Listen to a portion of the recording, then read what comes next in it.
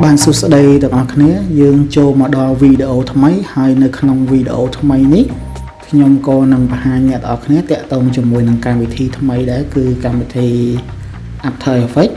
hay khi nhung nâng bây giờ tẹt tông cho mùi nâng interface nữa interface nâng tool mà cho nó nó không After Effects nắng hay video này cứ dương ở toàn riêng tẹt tông cho mùi nâng ca thua animation rồi cô cắt video ấy thế này khi nhung bây giờ này ở khné tẹt tông mùi interface bỏ cam thi năng sân hơi chụp bộ video cái nhung năng chụp đam thua chia basic animation ở nhà tạo khi mơ tại một đó nè bàn chẳng giúp màu cam thi bảo dưỡng cứ dương khơi tiền interface dương là về để dương bạc nó có việc load bạc nắng hai chụp bộ interface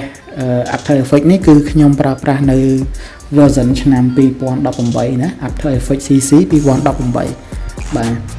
chẳng cả để dưỡng bài máu viên năng lô tiền bài năng ở dưỡng về menu project open project APMC nắng hay project này cứ chia project để dưỡng bàn thơ vì môn cả lon máu bây giờ trong edit le project tận ở nắng dưỡng ai click tới dưỡng tới edit tới update le project tận ở nắng tới còn tay không biết nhom năng dọc new project nhom click le vía hai viên năng bằng hai ở dưỡng nơi tiền interface bài này đại viên như viên new composition from footage bà hay pi ní bởi vậy pi composition việc đôi chỉ đại dương lọp riêng ở trong Photoshop hay năng Illustrator chẳng bằng tay ở trong Photoshop Illustrator dương hai thay chỉ artboard ban này thằng cả lại đại dương thưa ca dương cài rụp hiệp bảo dương đấy tầm hôm ca nghĩa bảo dương nó vào pan na trong tờ bạn chẳng composition cái việc đôi khi này composition cái dương còn nói tới lời tầm hôm ca nghĩa video bảo dương nào dương chọn thua video nó tập hôn pan ná rồi dẹp vềประมาณ frame bảo vệประมาณ frame rate dương còn nọt lên nè nè chẳng bây giờ dùng new composition cứ việc anh nhạt ở dưới còn nọt tầm hôn còn nọt bảo vệ những đời luôn ai con tay cái lại ní bây giờ dùng new composition from footage khi nhung chụp lên nắng viên làm ao dưới file nè file nó cứ file footage photo footage nó cứ video để dương miếng đó nè ưu tiên thay dương miên video nó không tu rồi sắp đại bảo dưỡng dương copy cho không computer hãy dương chọn ba là composition bảo dưỡng nó tiền ca nghe nó ở việc bắn tầm hùng để dương miên sạp tầm hùng video để dương miên sạp đó này ưu tiên video bảo dưỡng tầm hùng via full HD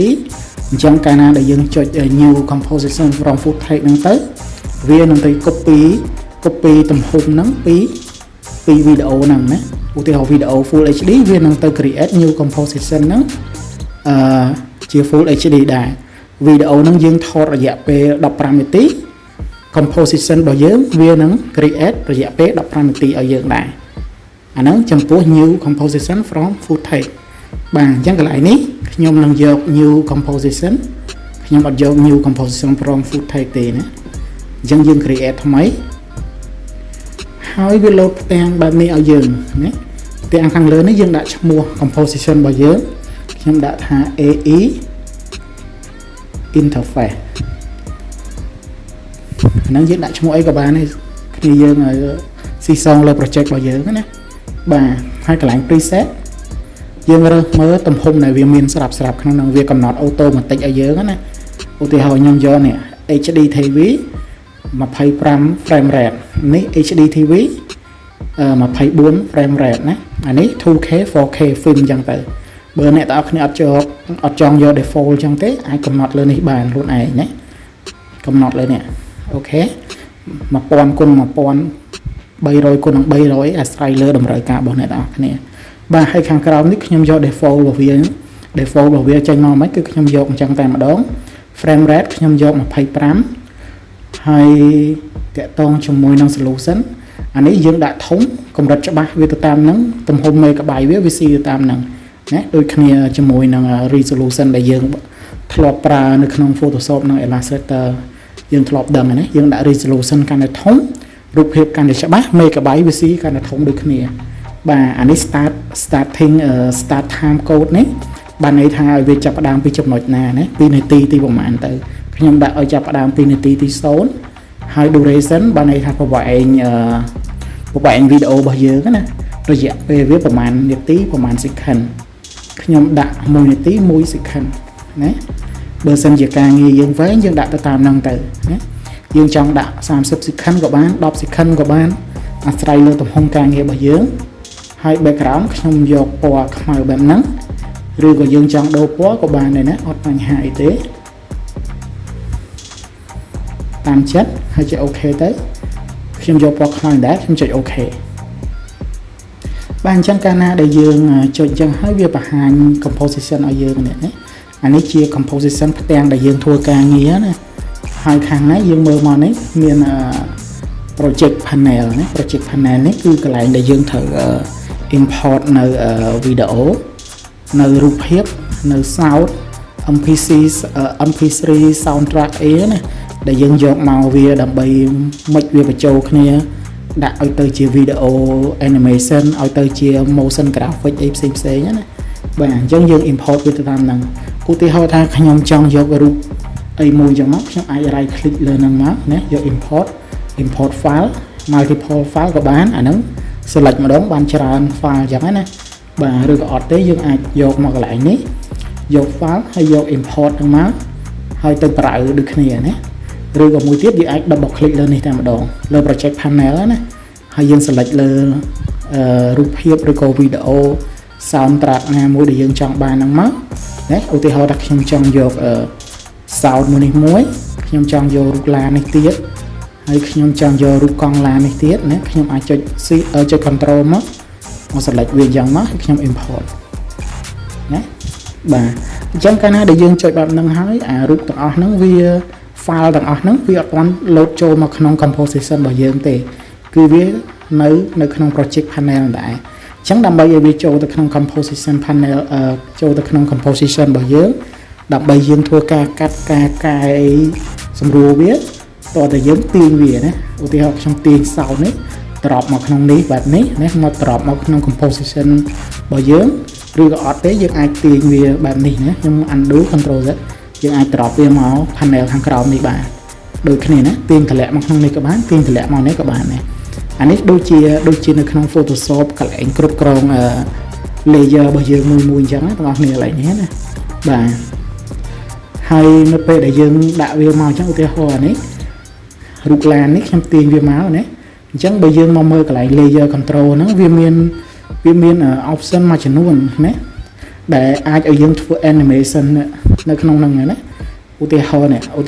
គ្នាយើងឃើញណាមាន compose មាន position មាន scale មានអីមកកណោហ្នឹង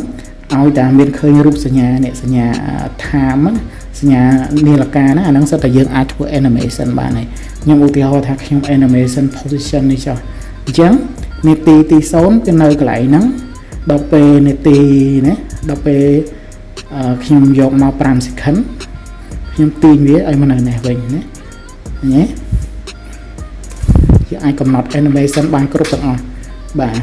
អូខេអញ្ចឹងតើតើមួយ animation នេះខ្ញុំអត់តបង្ហាញទេបងប្អូនគ្នាណាខ្ញុំនឹងបង្ហាញទៅវីដេអូក្រោយបាទអញ្ចឹងកន្លែងខាងក្រោមនេះគឺយើងកន្លែងយើង control ទៅលើរូបភាពទៅលើ text ទៅលើវីដេអូឬក៏ sound របស់យើងហ្នឹងតើឲ្យវាមានចលនាឬក៏ឲ្យវា display ពីធម្មតាទៅធម្មតាអញ្ចឹងទៅណាបាទហ្នឹងចំពោះនៅខាងក្រោមហ្នឹងហើយមកខាងនេះវិញវាគឺជា effect នៅក្នុងនេះវាមាន panel ជាច្រើនណាវាមាន function ជាច្រើនដើម្បីឲ្យយើងធ្វើការប្រើប្រាស់វាមាន align មាន character មានអីមួយចំនួនទៀតអាហ្នឹងតាក់ទងជាមួយនឹងឧទាហរណ៍ថា character នេះអានេះយើងប្រើប្រាស់វាដើម្បីកំណត់ទៅលើអក្សររបស់យើងណាអាហ្នឹងខ្ញុំប្រើ tool ខាងលើនេះដើម្បីមកសរសេរអក្សរអញ្ចឹងទៅណាអានេះប្រភេទ font វាយើងប្រើ font អីគេហើយពណ៌វាប្រើពណ៌អីគេអញ្ចឹងទៅបាទវាស្តៀងគ្នាជាមួយនឹង Photoshop ហើយនឹង Illustrator ទេណាទាំងអស់គ្នាហ្នឹងណាបាទហើយចំពោះ composition នេះវិញបើយើងចង់ display វាណាចង់ display វាឲ្យធំតូចយើងអាច select លើនេះបានណាយើងអាចយក200អាចយក400ឬក៏យក fix បានន័យថាយក fix នេះបានន័យថានៅពេលដែលវា space វា available ប៉ុណ្ណាវានឹងទៅប្រិចឲ្យយើងប៉ុណ្ណឹងបើ space តូចវារត់តូច space ធំវារត់ធំជាទូទៅគឺខ្ញុំប្រើ fix ហ្នឹងបងប្អូនបាទព្រោះពេលខ្លះយើងមាន layer មានអីច្រើនទៅយើងត្រូវការប្រូវាឲ្យតូចអញ្ចឹងណាអញ្ចឹងវារត់មក fix screen របស់យើង auto បន្តិចតែម្ដងបាទអូខេហ ហើយតាក់ទងជាមួយនឹងកន្លែងនេះគឺយើង view half and full នេះអញ្ចឹងឧទាហរណ៍ថាយើង view half នេះពេលយើងប្រៀបទៅអស់គ្នាមើលកន្លែងនេះមិញណាអ្នកទាំងអស់គ្នាឃើញរូបរបស់យើងរៀងព្រិលណាដោយសារអីយើងយក half អញ្ចឹងបើយើងយក full រូបវាច្បាស់ជាងមុនបងប្អូនឃើញទេឥឡូវខ្ញុំប្រិយធំបន្តិចណាឥឡូវខ្ញុំយក half ណារូបរាងព្រាលប៉ុន្តែ quality របស់វាគឺនៅដដែលអត់បញ្ហាទេអានេះគ្រាន់តែតងជាមួយនឹងការ preview ឧទាហរណ៍ថាបើយើង preview យក full បែបនេះប៉ុន្តែនៅពេលដែលយើងធ្វើការកាត់វីដេអូធ្វើការ create នៅ animation អីមួយចំនួនណាវាមាន layer ច្រើនទំហំការងាររបស់យើង megabyte យើងធំបើយើងយក preview full បែបនេះវានឹងធ្វើឲ្យកុំព្យូទ័ររបស់យើងវាដើរយឺតណាប៉ុន្តែបើយើងយកត្រឹមតា search ឬក៏ half អីទេដល់ពេលដែលយើងចុច preview វាគឺវា smooth តែម្ដងណាទោះបីជា file ហ្នឹងវាធំប៉ុណ្ណាក៏ដោយប៉ុន្តែគ្រាន់តែការ preview យើងមើលទៅវារៀងព្រាលណាប៉ុន្តែពេលយើង render ជាវីដេអូគឺវារក្សា quality នឹងដែរតែកន្លែងហ្នឹងណាបាទអូខេកន្លែងនេះកន្លែង active camera អានេះយើងអាច view left right top អាហ្នឹងយើងនឹងនិយាយទៅពេលក្រោយទៀតវាតាក់ទងជាមួយនឹងកន្លែងនេះវាតាក់ទងជាមួយនឹងកន្លែង view យើង create new ណាមានកាមេរ៉ាមានអីនៅក្នុងហ្នឹងទៀតអញ្ចឹងយើងនៅពេលដែលយើងដល់ការប្រើប្រាស់នៅកាមេរ៉ាប្រើប្រាស់នៅដំណើរ object អីខ្ញុំនឹងបង្ហាញអ្នកទាំងអស់គ្នាកន្លែងហ្នឹងទៀតណាបាទហើយមួយទៀតតាក់ទងជាមួយនឹងtab ទាំងអស់នេះឧទាហរណ៍ថាអ្នកទាំងអស់គ្នាច្រឡំដៃចុចបិទស្អីមួយអញ្ចឹងណាឧទាហរណ៍ថាខ្ញុំបិទ effect control ឬក៏ច្រឡំលុប project panel អីអញ្ចឹងទៅអ្នកទាំងអស់គ្នាអាចទៅ restore វាវិញបានណាខ្ញុំបិទអានេះឧទាហរណ៍ខ្ញុំបិទពួកនឹងចោលទាំងអស់ណាអ្នកទាំងអស់គ្នាអាចមកចូលមកក្នុង window ហើយខ្ញុំបិទអានេះទៀតអ្នកទាំងអស់គ្នាអាចចូលមកក្នុង window មកកន្លែង workspace នេះណាមកកន្លែង workspace នេះអាចបដូរវាទៅជា effect បដូរវាមកទៅជា default ឲ្យវាទៅនេះវិញណាឲ្យវា display អា tool ទាំងអស់ដែលយើងបាត់ហ្នឹងឲ្យវា display មកវិញបានណាឃើញទេបងប្អូនបាទអញ្ចឹងបើសិនជាយើងបាត់នៅ tool អីមួយចំនួនហ្នឹងអ្នកនរគ្នាអាចចូលមកក្នុង Windows type ទៅលើ tool ទាំងអស់ហ្នឹងបានណាអញ្ចឹងវានឹង display ឲ្យយើងវិញបាន display panel ឬក៏ tool ទាំងអស់ហ្នឹងឲ្យយើងវិញណាបាទអូខេនេះ animation គឺចេញបែបហ្នឹងណា workspace របស់យើងអញ្ចឹង workspace នេះយើងអាចកំណត់វាបានដោយខ្លួនឯងណាបាទអូខេអញ្ចឹងតាក់ទងជាមួយនឹង interface ហើយនឹង composition ជាមួយនឹង tool គឺខ្ញុំមានប៉ុណ្ណឹងបង្ហាញអ្នកទាំងអស់គ្នាហើយនៅក្នុងវីដេអូក្រោយខ្ញុំនឹងចាប់ផ្ដើមទៅធ្វើជា basic animation ឲ្យអ្នកទាំងអស់គ្នាមើលតែម្ដងអូខេអរគុណទាំងអស់គ្នាជួបគ្នានៅវីដេអូបន្ត